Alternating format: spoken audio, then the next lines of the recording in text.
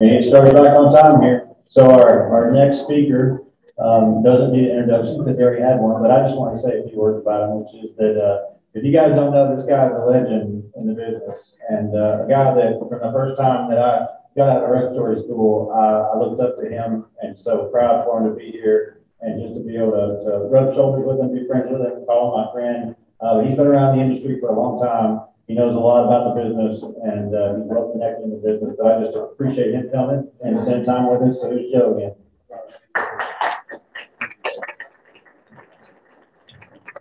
You don't know how much money that cost me to get him to say that. Actually, it's my pleasure. I've known Zach since probably right after he got out of respiratory school. I think when I first met him and his dad. And so it's a real pleasure for me. My first time in the area, not my first time in Tennessee, but my first time in this part of Tennessee.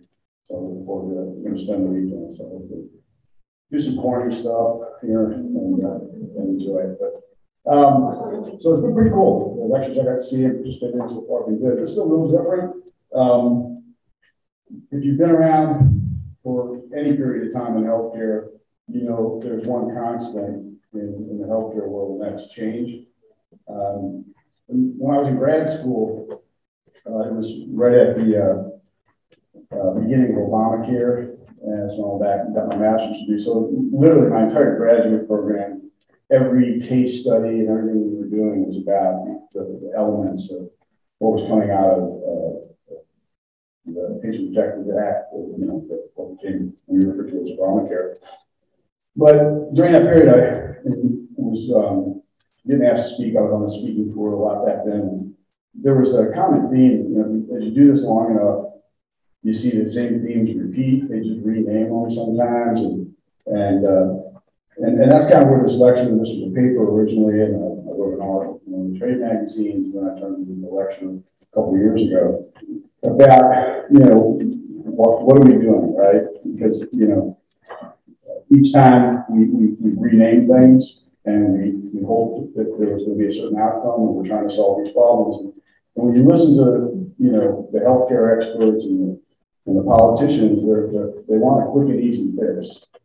And so each evolution, there was a goal to try to, this is going to solve the problem. That, the other thing we did created. And so I'll give you a quick walk. I know this is the after lunch lecture, so as that food starts to digest in your eyes get heavy, don't worry, I won't take it personal. I had my monster to wake me up after my lunch. But hopefully you get a little bit of history, kind of where we've been, where we came from, where we're going. And I won't cover everything because it would be impossible, but I'll cover kind of the highlights of the combination of legislative and policy issues. And I think you'll see a common theme. I wish I could say it in the end. I'm going to give you the answers, the silver bullet that's going to solve all the problems in healthcare. But the more you drink from the fire hose of healthcare now, is the more you just realize you're just getting a few drops, and there's just so much out there it's impossible to possibly know. So just kind of the key objectives. I don't think there are any conflicts to this. So what I call the silver bullet, just a simple definition. It's a simple and simple.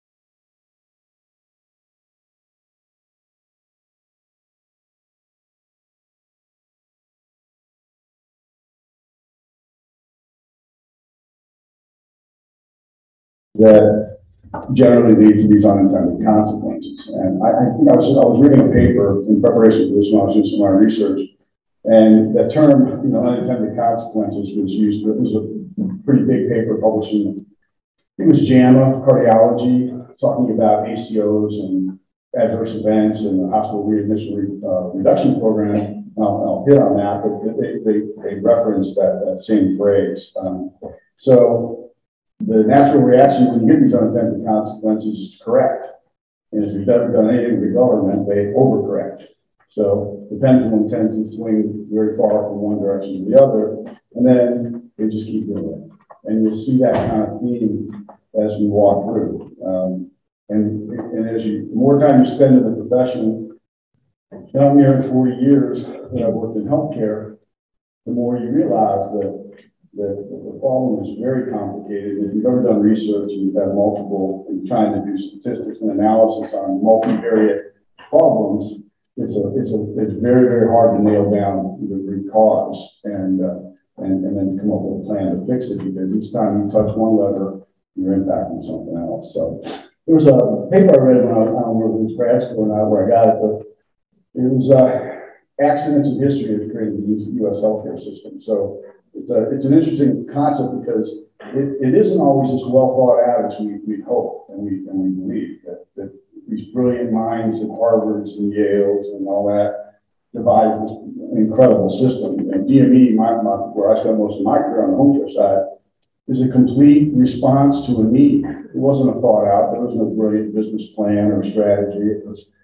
a lot of companies started out from A to Z rentals, like so you could rent your backhoe and a hospital bed from the same company. And then it evolved over time. That's true. A to Z rentals became Abbey Rents became Abbey Home Care. So, and why was it Abbey? Because A and B put you in the front of the yellow pages, and that's what people used to look. So, following the Civil War, healthcare was pretty rudimentary, pre the turn of the century and the 20th century. And following the Civil War, they learned so much about injuries, like we learned from every war, as you've seen as we've been dealing with the veterans coming back from Afghanistan and Iraq and the types of injuries. We advanced in a horrible way. We advanced medicine, particularly trauma, exponentially every time that happens. And it's kind of what the Civil War did as a triggering point as they were trying to understand and accommodate and improve survival of people particularly during the Civil War. But most of it was, as you went from the 1800s into the early 1900s, it wasn't so much about healthcare as we were entering the Industrial Revolution. It was about making sure you had people to show up to work. So work was very dangerous, and there were a lot of accidents, and so a lot of the focus initially wasn't on wellness and healthcare and treating illness as much as it was trying to prevent serious injury and then getting people back to work after they had a serious injury. So some of the things that we think of today kind of grew out of some of that. So actually, group health insurance policy, the first health insurance policy, not really so much insurance, but more of an injury-related accidental, like death and injury, came out of Montgomery Ward. Some of you remember that Montgomery Ward retail. They were a catalog company, and much like Sears and Roebuck, and they developed. They created through a group program to help supplement when individuals got injured or went out ill, and they paid up to almost $30 in 1910 was the payout if you got disabled from your job, and it was more about replacing wages than it was supplementing healthcare and wellness. So obviously we mentioned the developing, right? There really wasn't much to pay for in the form of healthcare because there wasn't much healthcare. There was literally snake oil and goat land transplantations. And those are all good from the literature. But the average person in the early 1900s was spending about $5 a year on healthcare. So there wasn't much healthcare, right? You got sick, pretty much you died. You died from simple things, pneumonia. There weren't antibiotics, surgical stuff. You got a bad wound. If they couldn't get the tourniquet on quick and get the leg cut off, you died. You died in the cornfield. So, and again, everything else is relatively rudimentary. I don't want to spend a lot of time on it, but it was an interesting history. Scams were common, and really as we came into the early 1920s and right part of the stock market crashed in 1929, hospitals weren't where anybody who could afford to get a doctor to come to your house went. Hospitals were really poorhouses, and they were really where the mentally ill were and where people went to die, more or less. Much more like a hospice than a hospital, at least at that point in time. So after the stock market crash, you know, there wasn't a whole lot of money because there were no jobs, no money, nobody's buying health insurance, and clearly people weren't spending money on healthcare unless they had a serious injury and they were trying to get therapeutic treatment. But for the most part, there really wasn't any help that occurred post that, and we were in the Great Depression. And so as FDR came in, they were looking at creating a healthcare system. And what's interesting when you look at socialized medicine, I'll talk about that in a second, because that's been a theme pretty much for the last 20, 25 years in policy. And for many of us, it feels like a new thing. You know, they started talking about it. We have a very progressive left, you know, in Congress right now, and you know, all you hear about is Medicare for all, which is just a different term for socialized medicine in some capacity or another, but it's not a new concept at all. And we'll talk about that. But, so when we came out of FDR, there was a huge movement coming out of the early 1900s to do socialized medicine in the United States. That's what was evolving in Europe post World War I, between World War I and World War II. Big socialist movements were developing, which is how Italy became Italy and has socialized programs. France has socialized programs, and Greece has socialized programs, all of which are pretty much broke today. That's a separate conversation. So they did not end up including it in the Social Security Act in 1935. It was initially part of his campaign, and they were going to try to have a universal health care element as part of FDR's introduction to the Social Security Act, but they left it out. And so one of the first kind of formal insurance plans was actually in 1929 in Baylor. They had started to build hospitals, and there was some evolution of medicine happening in the early 1900s. And then when the crash hit, there was nobody to come to those facilities. Nobody had money to pay for things, whether they were elected or not elected. If you feed your kids or go to the doctor, you fed your kids. And so these hospitals were empty, and they had no way to pay for the infrastructure they had just created.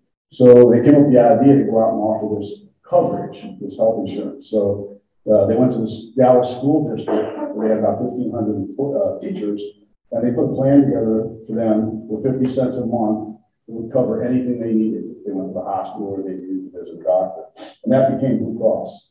That was the foundation of what became Blue Cross, which, you know, today is still one of the largest health insurance organizations in the United States. But so by 1935, you had about 1.5% of the population in this employer-based, you know, these kind of collaboratives, kind of like what Baylor did with the teachers who were starting and to offer it. But that really wasn't the catalyst for, you know, for health insurance. But just to step onto the, you know, to the socialized part, because this was a big part of what was happening between 1900, early 1900s and through the 1950s, was a very aggressive movement. We almost had a socialized, you know, socialist president in the early 1900s. The Progressive Party in the early 1900s was quite strong. There was, again, what was happening in Europe as people were watching post-World War I in Europe.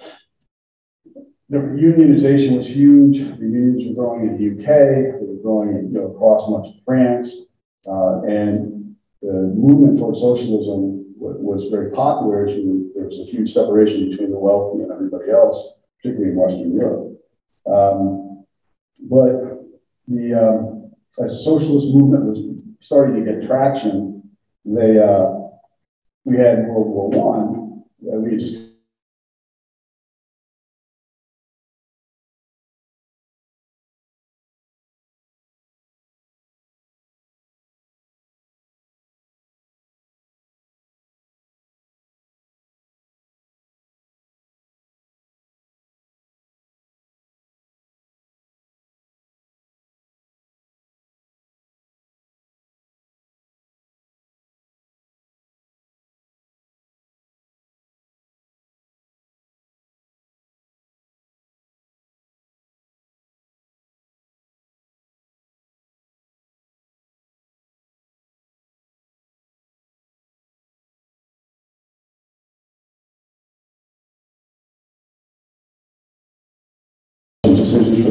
own patients, not being dictated to by a single government entity. And again, I don't really want to get into politics of what your feelings are about whether you're for or against, but there are just practical elements to this that, at least in the United States, the government isn't very good, or hasn't proven to be very good at running anything except for the military.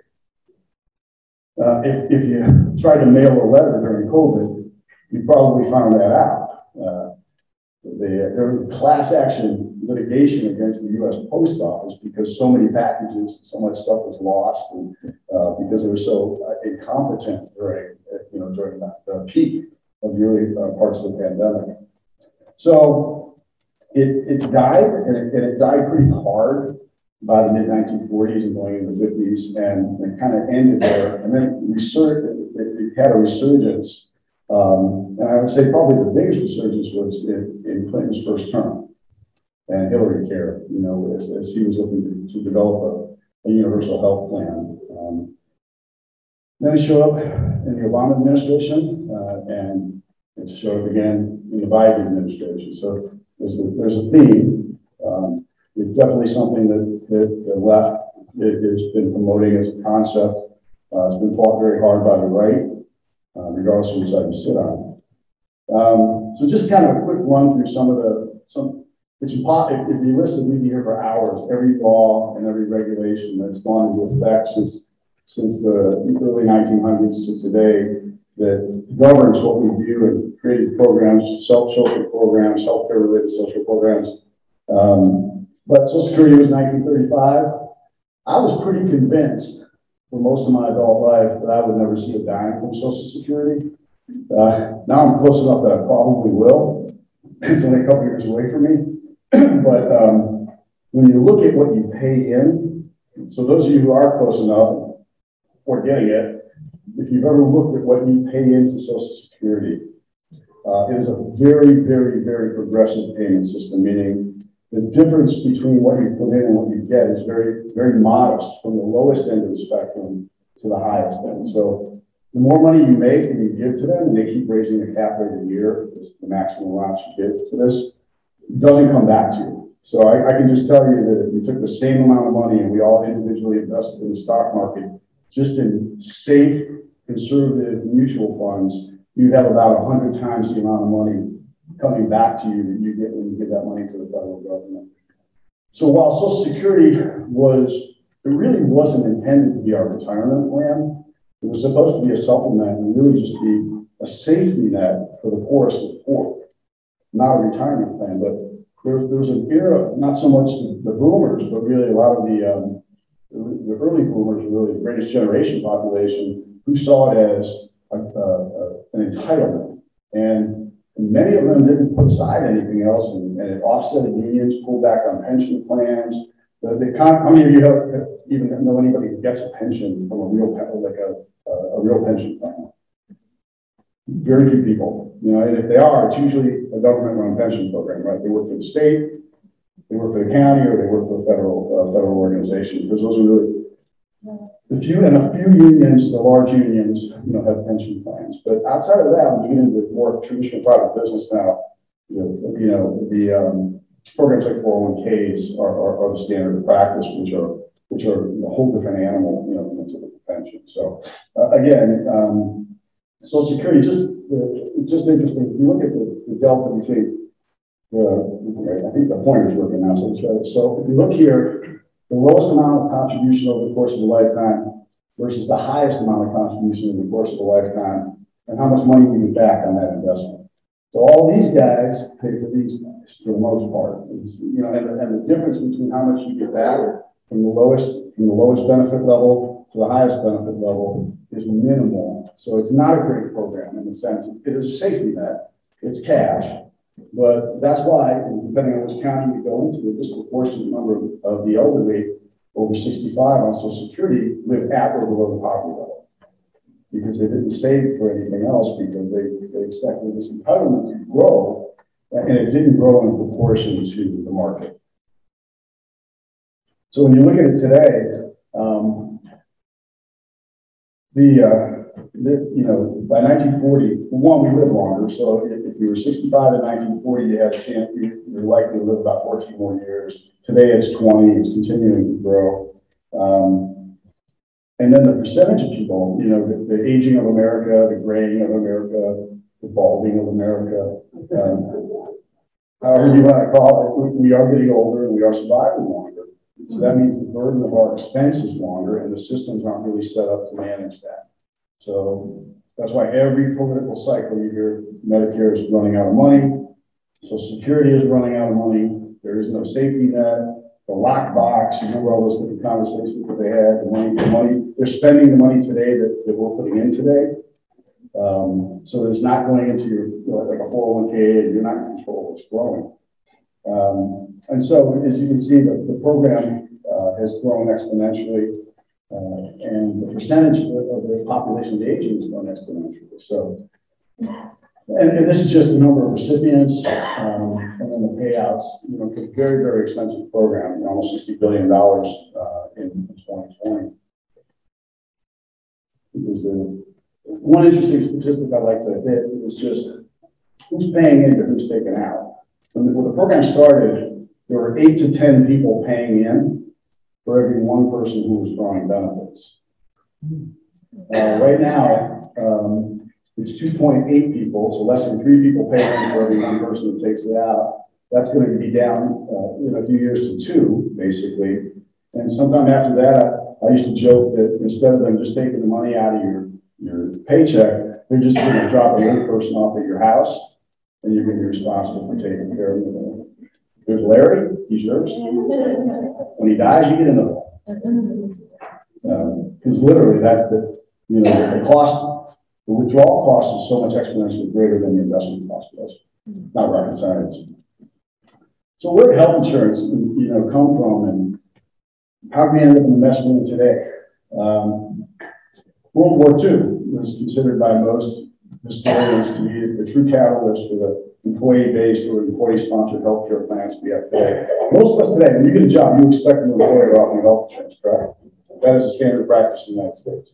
Not the standard in most other countries because they have a government-based program and then a private sector program you supplement the government with, which is true in most of the major EU countries.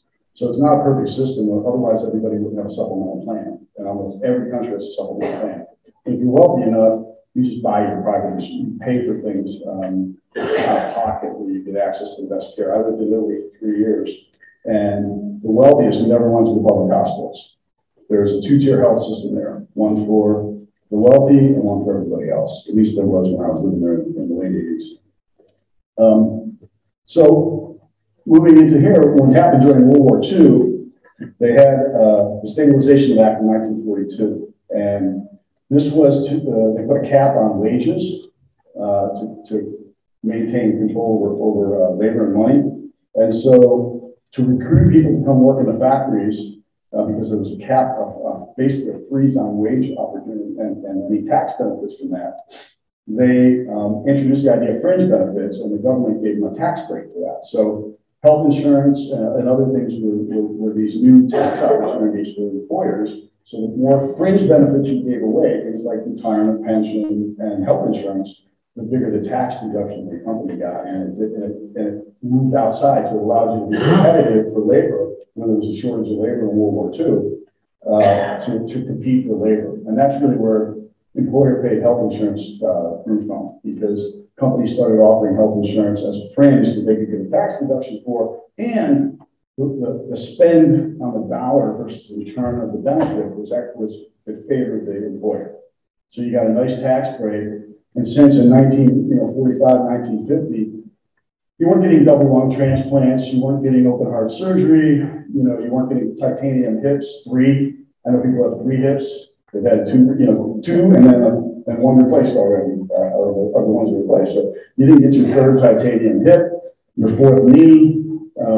Just things that are routine today and weren't paid for. So you pretty much got, childbirth, severe trauma, and cancer were the big expenditures for much of that period, really through the 70s, if you think about it, until we started really seeing more commonplace today, open heart surgery is almost an outpatient procedure when you're doing it in a drive-through window. So things changed, of course, by 1965, 75% of the population had health insurance. And that's really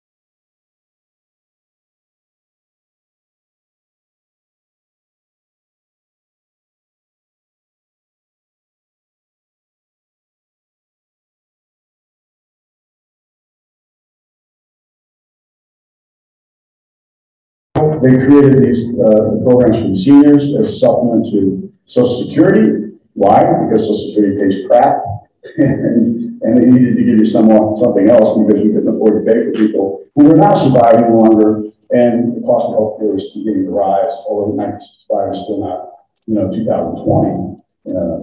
And that's what the programs were created. And again, one of the things I caution in the experiences I've had with government and the time I spent in government relations in Washington doing health policy and lobby work is they all lie. There's not. I was Mr. Smith Goes to Washington when I went to Washington. I don't know if those of you remember the old Jimmy Stewart movie where he becomes a congressman and he's honest and he's Jimmy Stewart, and he went to Washington and just got lambasted because he found that everybody was corrupt, even the people who thought were good. I was Mr. Smith Goes to Washington when I went there. I thought truth and honesty mattered, and unfortunately, it doesn't. Winning, power, and control, and money are the most important factors, at least from my experience. And so these programs, when they say it's only going to cost, right now you're getting told it's going to cost nothing for this next bill, right? But that ought to scare the hell out of everybody. Because nothing in this world is free. I think we've all learned that. And so here's an example. In 1967, they estimated by 1990 the Medicare program would cost $12 billion. It cost $110 billion. That's how far off their calculations were. So you know what they're doing right now to turn a $5 trillion bill into a $1.5 trillion bill is just changing the formula. How long the programs are going to last, when they're going to sunset, meaning theoretically, this program is only supposed to be around for 2 years and then it goes away. Have you ever seen a government program go away? Yeah. So they know it's not going to go away, and it's much easier to pass them again in pieces than in one giant $5 trillion bill. And that's what they do. So this got through Congress because it wasn't going to cost very much money. It was only going to affect a very small number of people. There wasn't a long life expectancy after 65 for the average person. So you weren't going into it at 65 and living to 95, spending 30 years of your life in a program. It wasn't intended to do that. We were playing the average. The average was 14. So if the average and the median are the same in a normal distribution curve, that means half the people didn't live 14 years. So right there, half of them were gone before you even spent the money you were predicting to spend, and then on the other half, So that's what happened, and that's what these programs, it really became, the programs they are today, it was sold as a very niche, very limited growth population. It was a safety net, right? Again, a safety net program to supplement for the very poor and for the elderly who are also poor, and that's where those programs went. Today, they're massive. They are massive. We don't have socialized medicine in America, but we almost do. Nearly half the population of the United States is in a socialized program, subsidized by your tax dollars. The same, and then you pay for your health insurance out of the other half. So we're subsidizing a portion, and then we're also paying to support that. But if you look at the data, this is 2021 enrollment. So there's a little crossover here between the dual eligibles. So it may not be exactly 143 million, but it's a pretty good estimate. So if you have 143 million people getting a subsidized program, there are 330 million people plus or minus in the United States. And the vast majority aren't even eligible for this program. So you're getting pretty close to half. And then, you know, if you throw in other government subsidized health insurance, military, and I'm not knocking military, I spent 6 years on active duty. Government employees, we all pay their health insurance. So that all comes from our tax dollars. Every state, every federal, every county employee gets health insurance. And I can tell you, they all got better health insurance plans than I have. My wife worked for the county hospital, and that's what we got health insurance. So when she retired and our health insurance went away, my health insurance bill went up exponentially as I took my private insurance from my current employer. And you can see the spends. I mean, the spends are immense. So 1.4 trillion in 2019. That's, again, almost 40% of all national health expenditures in the United States are spent on Medicare and Medicaid programs. They're pretty fast growing, and they're expecting 1.5, and that was pre-COVID. So I will assume that number will probably be closer to $2 trillion when it's all said and done on that tally. So there is no free, right? It's a very, very expensive proposition. And the number of beneficiaries keep growing because as we introduce better health care and we survive longer, we stay on the dole a lot longer. And again, when in 1960, we figured if the legislation passed in 65, they were talking about it in 63. In 1963, 1964, you know, they weren't expecting people to be 95 years old. And like I said, going in for a hip replacement. But that is the reality today. So you can see that the number of people in the programs are quite substantial. And this is how they're broken up today. I think in my earlier lecture, the growth in Medicare Advantage has been substantial and it continues to grow. And again, I believe that's a product of the fact that as the boomers are aging, we're more comfortable with the HMO model, the PPO model, and it offers more benefits that we like. If you tried to sell an HMO, like I can tell you, I grew up in a blue-collar working environment, a union environment in Cleveland, Ohio, in the 60s and 70s. That's when I grew up. And if you tried to sell a union, and I was a card-carrying teamster at one point in my life, if you tried to sell a union an HMO plan, you wouldn't make it out of the building. They would have found your body somewhere near Lake Erie.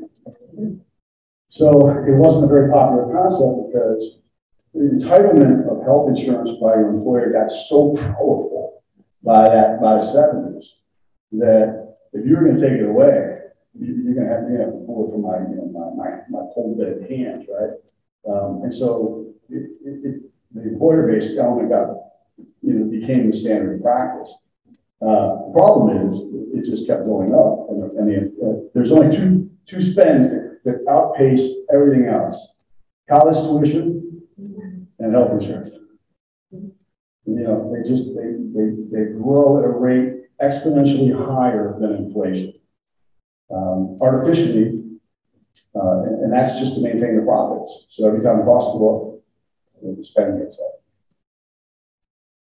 So you can see Medicaid, same thing. I mean, Medicaid, even more so than Medicare, was really intended to be a temporary when you're down and out, right? And this was, concepts of, people who are down on their luck, they're in between jobs, they can't get insurance, and then obviously a lot of programs grew out of that, S-CHIP, aid to families and aid dependent families and children and things like that. And it's all good in principle. And I'm 100% supportive of helping people when they're down and out. I don't know about you, but I've taken care of families that are on their fourth generation. It's only been around since 1965. So if you're in your fourth generation of Medicaid, you never got off the dole. So that's not temporary anymore, and it wasn't designed for that. And again, I believe that we have to have safety nets, so I'm not trying to get on the camp. I'm just saying that this is what happens in government when good ideas go bad. And this is the unintended consequence of a silver bullet. We're going to solve this problem today. And they do it in yesterday's dollars. in the government, you hear the CBO, the Congressional Budget Office. I have no idea what math they use. And when I was in Washington, we tried to do cost studies to match the CBO. And I don't know what kind of chaos math theory they use at the Congressional Budget Office, but it never matches up to the algebra I learned in high school. I'm going to tell you, you cannot, how they predict the numbers they get and where that math comes from is a black box. And it often seems to be the number they want, ironically. So again, you can see the expenditures for that, for health. I mean, it is, it's kind of leveled off, which is, I guess, a good thing, is the percentage of the GDP. See what's happening really. It was a much lower percent, a much higher percentage of GDP. It's kind of leveled off over the last decade or so. But you're talking a pretty massive amount of money, and about 18% of the GDP, which is just a lot of money. So how did we get here, right? And so that's kind of the history. So there's a lot of things in the back. So I'm not going to go into detail on all these. I'll make this available, the slide deck available to anybody wants. You can go research the stuff yourself. If you're really bored and you want to get on the internet and go to Google Scholar, you can spend a fair amount of time Googling all this stuff and getting access to these bills and legislations and papers that were written about it. There's a lot of information.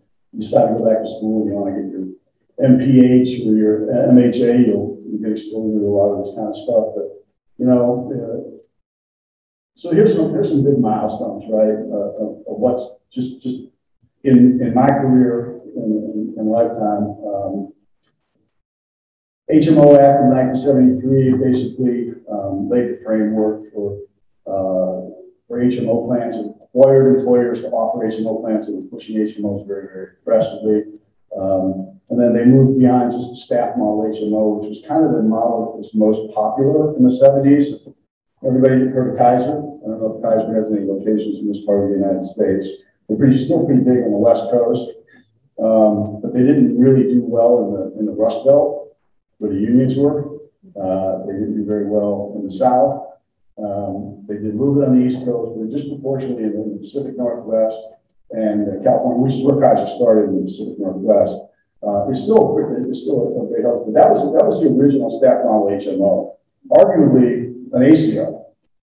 They were the accountable care organization. You paid a flat dollar amount. They had everything. They used to have their own hospitals, their own pharmacies, their own rehab facilities, their own everything. They owned the doctors. Everyone that worked with Kaiser was an employee of Kaiser. It wasn't a private cardiology practice with privileges at this hospital and they billed separately. Everybody was on the payroll. You have some models like that today. Cleveland Clinic as a staff model, health system, IHS, Intermountain. There are some big staff models, and we still have a lot of community health models where the hospital staff is the hospital staff, and the doctors are all in private practices and group practices, and they bill separately. And then, again, Tax Equity and Fiscal Responsibility Act of '82. This was what mandated the prospective payment model, so that Congress would launch the DRG program in 1983. And I'll talk about DRGs a little bit more because that one has had the most impact on what most of us do in our lives every day. This is one of the OBRAs. This is the COBRA Act, which created the COBRA benefits. And again, not every one of them is bad. I mean, this was actually quite good. This is the way you lose your job, at least you have some access to health insurance without having to go on Medicaid, which is what Medicaid was set up for, as a safety net. So COBRA allows you to do it. Now, have any of you ever COBRA? You pick up a full bill? Ouch. Ouch. Ouch is the theme, right? I mean, it is. And that just gives you a feel for how overpriced health insurance is. As I'm about to retire, before I'm eligible for Social Security, before I'm eligible for Medicare, and I'm pricing out health insurance plans right now, it's a painful adventure. And I'm just looking for a single plan because my wife has insurance through her retirement. And I'll be greeting at Walmart, nothing for the bill. Over 87, a lot of stuff came out of 87, including for our industry. This is when the DME fee schedule changed dramatically. This is when they created modality neutral oxygen. And this was the beginning of oxygen going from the golden liquid era to the demise and the systematic reductions in payments. So you used to get billed for what, you know, it's like bottled water. It was the best thing you could be. It was in the liquid business. And I think for those of you who saw my lecture this morning, liquid is now about 1% or less of the total Medicare oxygen business. So it went from a very lucrative, profitable business to out of business. And probably rightfully so, you know, based on the payment methodology. But again, it's an overcorrection, right? They wanted oxygen for people in the home. They wanted to get these patients out. They created a payment system which was significantly less expensive than 1 day in a hospital, even at the worst billing. And then they didn't like it. So then they started looking at that in a silo, and they disconnected from the reason they created it in the first place. And now they say we're paying too much for oxygen. So now we're going to crush that. And that's basically what happens. So again, it's not like the same people are in Congress in 1910 that are in Congress today. There's a lot of corporate memory loss. So they don't know what the other guys did, what the spirit or intent was, or they interpret the spirit and intent differently, which makes it complicated. So HIPAA, everybody knows HIPAA, right? How many of you have had, you know, hours and hours of HIPAA training? Seen somebody get fired for HIPAA violation? Yeah, I've seen quite a few people get fired for HIPAA violations. Interestingly enough, the privacy piece was actually the smallest part of that legislation. I think that was like a 1,500 or 2,000 page bill. And in that bill, the section on patient privacy was really only a very, very small component of it. It was really about health insurance portability and accountability. And it was really about the creation of standardized coding sets and the beginning of an EMR, because you know, there was no connection between what, if you went to one hospital and you had a procedure done, you went to another hospital, wasn't in that network, they had no idea what you had done at the other hospital. And the idea was that your health, your medical record should be portable, not necessarily you got to carry it in a wallet, but that it should be in an open electronic medical record. Problem is, even EMRs today don't talk from system to system as effectively as they should. And most of you probably have Epic because they're number one. But when you see one Epic, you see one Epic because they're all custom written for that particular facility, so not everything. So then they had to create my chart, right, which was a go-between, right, to aggregate, collect, and share data between these different EMRs. But they also standardized the coding sets back then for CPTs, ICDs, and HICPIC. Again, for the home care folks, this is where we lost the ability to negotiate and do things on a local level with private insurances and Medicaid. Before, you know, we had to rely on Medicare to set the HICPIC code through what used to be called, now it's called the PDAC. It used to be called the SADMERC, different names, different abbreviations, but basically the team and organization within the government that works with industry and outside insurance companies to create the codes that identify drugs and medical devices. So HICPIC code, for those of you who work on the outpatient side of the home care side, no code, no pay, right? Very, very hard to get paid if you don't have a product that is coded, and the coding usually costs reimbursement.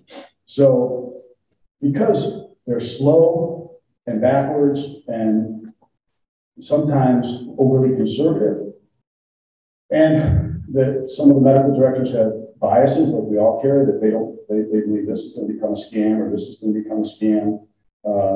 Non-invasive ventilation is a great example. They created the HICPIC codes for bi-level devices in the early 1990s. By the mid-1990s, basically everybody with a COPD diagnosis in the home who was on oxygen was getting a BiPAP ST or bi-level. And the utilization went from 0 to tens of millions of dollars. And that led to the whole change in legislative policy and the consensus conferences on non-invasive ventilation, which led to the new coding structures and the new reimbursement policies for non-invasive ventilation, and basically took it completely away. It was nearly impossible after that coding change to get a COPD patient approved for a non-invasive ventilator because of overutilization. So again, the HICPIC coding, what that allowed us to do, the standardization hurt was in each state, the Medicaids could decide, since they're funded by themselves and block grants that are shared between the state and federal, they could decide if they wanted to cover something that Medicare didn't. So if they wanted to cover respiratory therapy visits, I used to be paid by the state of Ohio Medicaid in the 90s for respiratory therapy visits for certain things. And they created a code for us, a local code we used to call And I could bill that code to Medicaid, and I would get paid $200 to send my therapist out to do certain things. They took all those codes went away when HIPAA passed. So those are kind of hidden elements. I mean, this is a massive bill. Most of it, the attention has been associated with the privacy element of outpatient medical records, and that really grew out of things that we learned from the experience with AIDS and the discrimination that was occurring. And again, a good thing, right? Better control and support for privacy and patient privacy. I mean, insurance.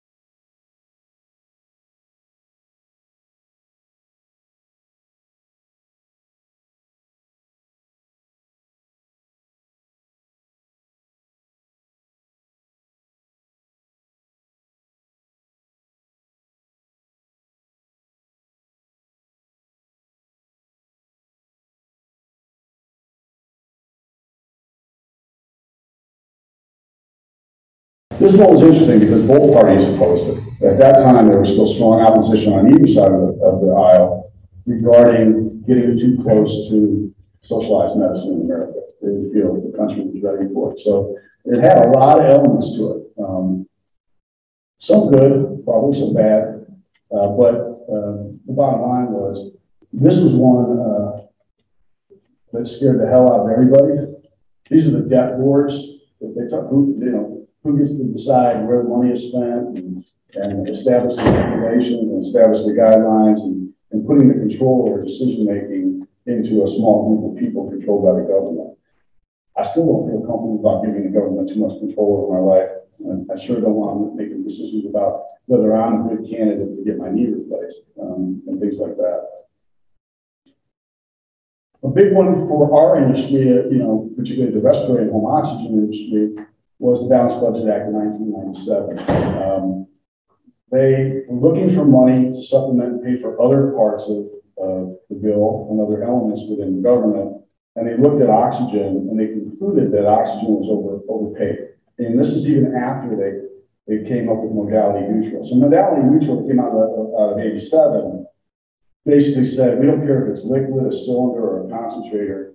It's stationary oxygen or portable, and you get the same amount of money. So it basically became like an ERG for oxygen. Don't care what you use, you're going to get this much a month, and that was before the cap. It was uncapped monthly ERG for home oxygen. So if you could afford to use liquid, you use liquid. If you couldn't, but I would tell you from that point forward, even before 97, I would say by the mid 90s, liquid was a loss leader for most DME companies. You did it because you had to support the referrals that you were getting from the hospitals you were doing business with or had contracts with, but it never made money really after 1987. And it didn't even pay for itself in most cases after 1987. You took 30%, this happened over basically in two swipes. It was first a 5% cut, which went into effect in 97 when the bill passed. And then in 98, they took 25% cut right off the top. So you didn't do anything wrong. You didn't change your business model. You have all these patients who you're providing a certain level of service for. And the next day you get paid 25% less than you got paid yesterday for the same work, same equipment, same technology. And you know what the scary part was? The medical community at the time, because I was in Washington doing a lot of fight on this, some of our friends, and I don't mean to pick on them, the American Health and Chest Physicians, the American Thoracic Society, and certain other organizations were fearing they were going to take money from them. So they supported this. We went to them as the AARC, I was the home care section chair at the time. We went to them looking for support, telling them of the unintended consequences that were going to happen over time if we continue to allow these kind of draconian cuts to come into a benefit. Yeah, $2 billion sounds like a lot of money, right? In Washington, that's beer money. That's like money you put together in college to say, okay, who's going to go buy a case of beer? I got 80 cents. It's beer money in Washington spending. But nobody wanted that piece of the pie coming out of their pie. So that American Hospital Association, they supported it.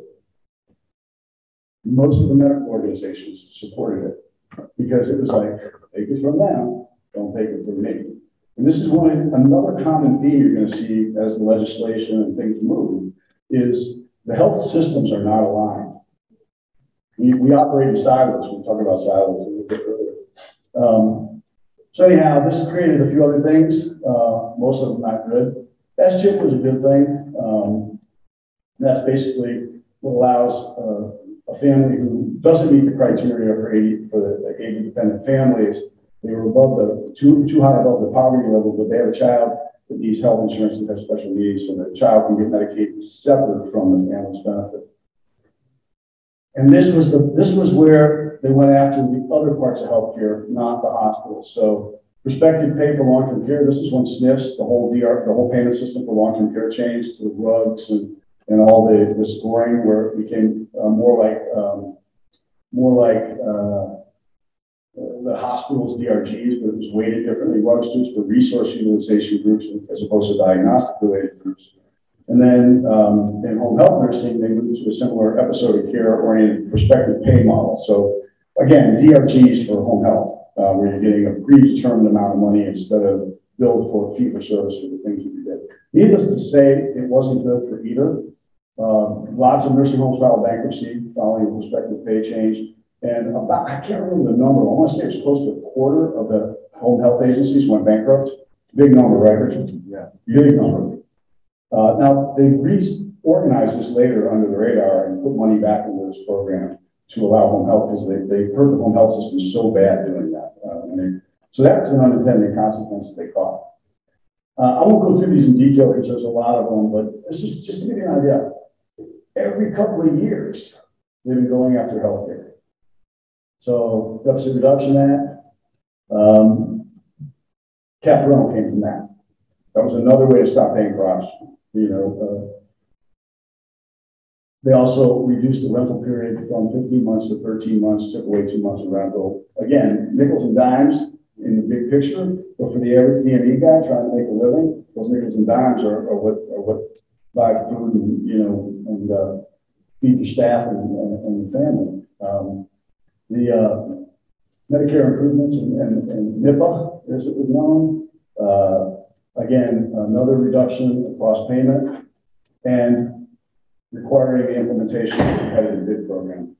The competitive bid programs in themselves weren't legislation, they were policy driven by the initial legislation. We had round one and the rebid in 2011, round two, the round one recompete, 2014, the nationwide expansion. So basically, they took 9 target areas as a pilot. The pilot really wasn't very successful, but they ignored that.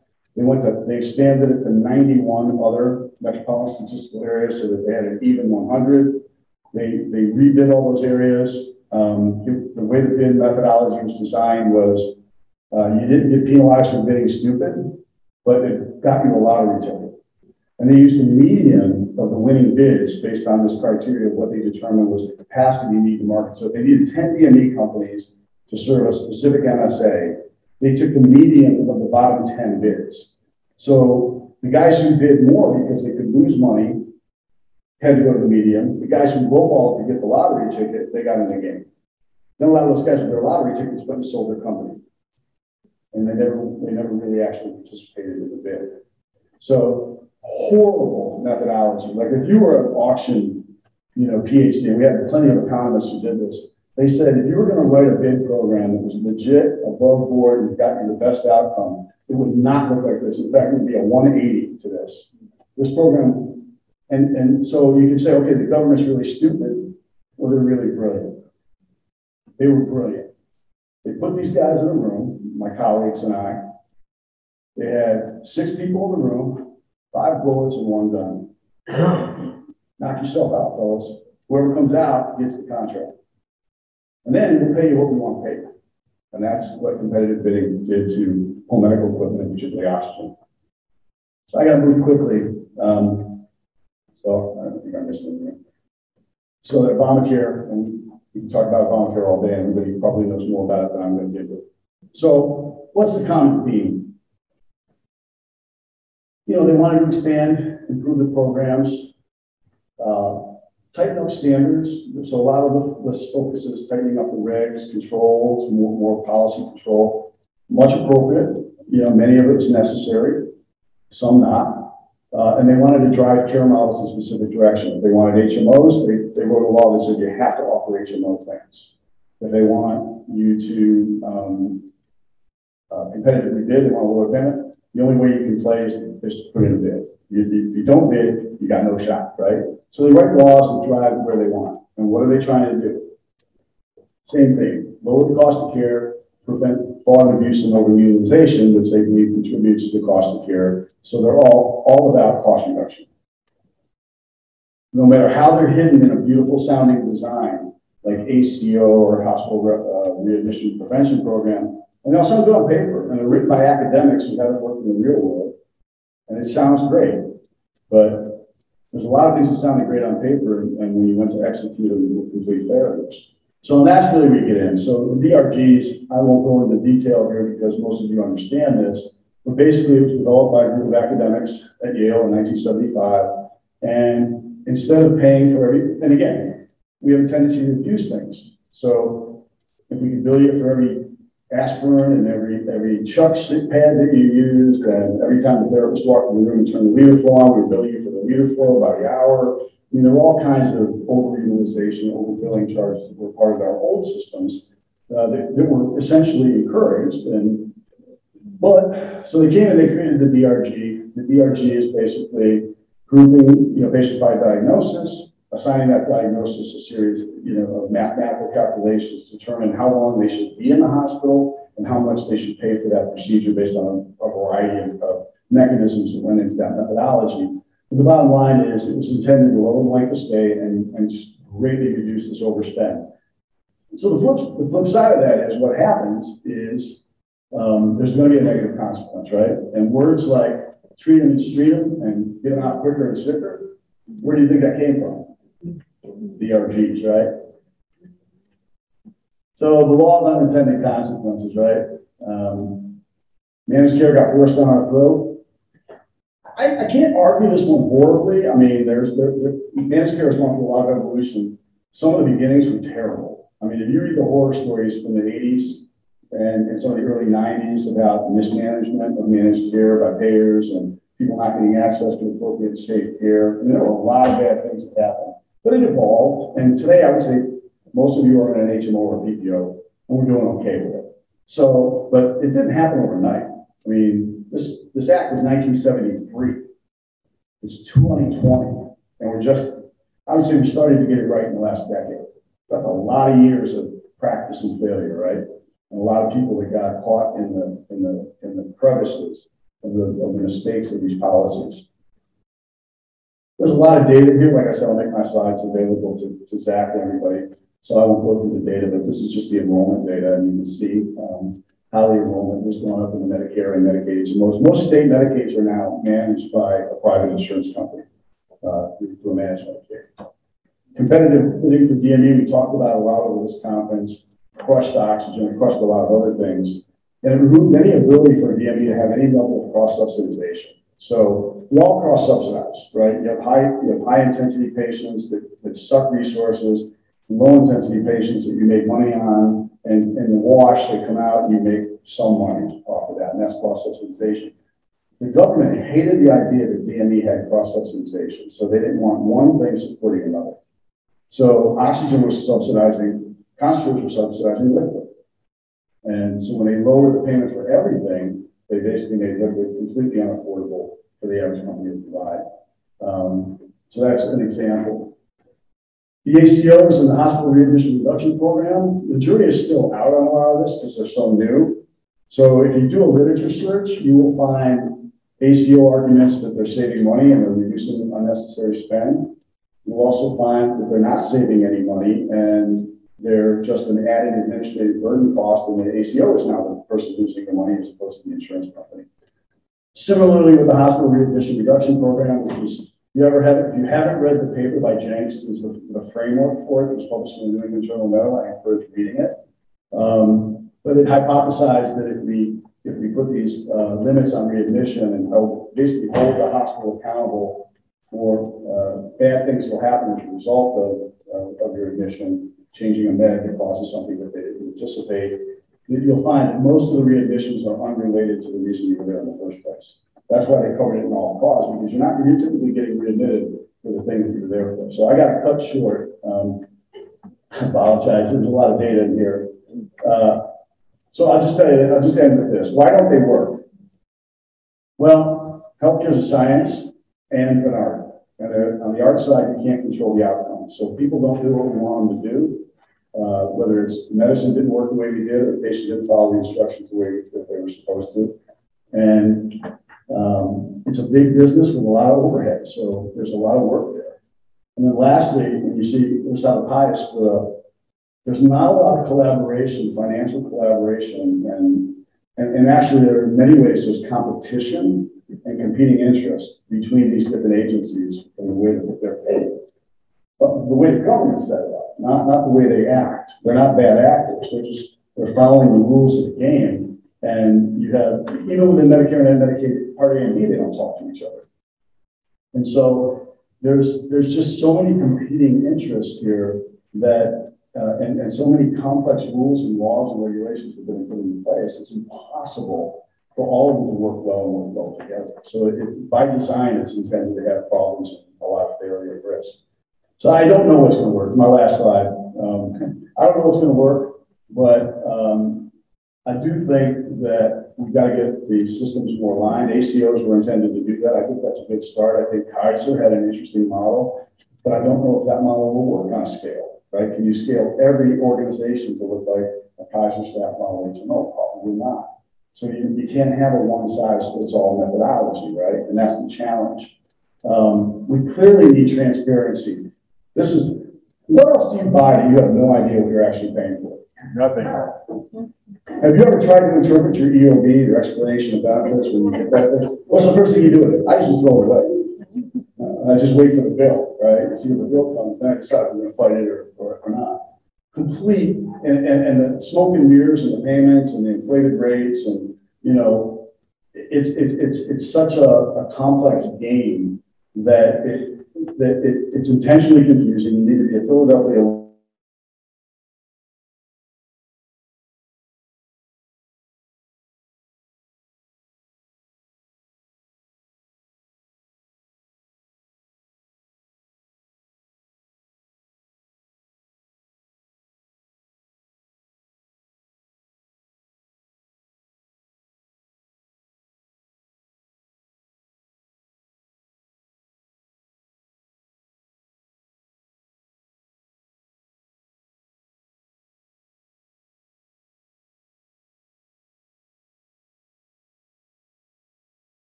and education and resources to access so that we can get more preventative care.